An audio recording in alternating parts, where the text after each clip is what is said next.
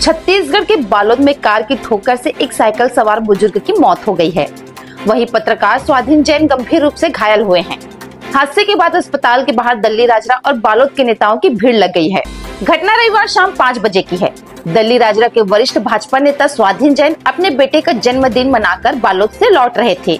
इसी दौरान निर्माणाधीन जमीही टोल प्लाजा के पास साइकिल सवार और कार में भिड़ंत हो गई, जिससे साइकिल सवार बुजुर्ग की मौके पर ही मौत हो गई। वहीं स्वाधीन को गंभीर चोटें आई हैं, जिन्हें जिला अस्पताल बालोद से रायपुर रेफर कर दिया गया है। कार में सवार बच्चे सुरक्षित, राहगीरों ने अस्पताल पहुंचाया। बालोद पुलिस के अनुसार हादसे के बाद राहगीरों ने स्वाधीन को निजी वाहन से जिला अस्पताल पहुंचाया। डॉक्टरों के अनुसार स्वाधीन के कंधे और सीने में चोटें आई हैं। कार का टूटा हुआ कांच भी शरीर के कई हिस्सों में लगा है। कार में सवार बच्चे सुरक्षित हैं, जिन्हें परिजन घर ले गए। कार स्वाधीन चला रहा था या फिर उनका ड्राइवर होश में आने के बाद पता चलेगा। कुसुमकसा से साइकिल में लौट रहा था बुजुर्ग। ग्रामीणों के अनुसार जमीही टोल प्लाजा के आसपास आए दिन सड़क हादसे हो रहे हैं। इसके बाद भी प्रशासन के द्वारा संज्ञान नहीं लिया गया।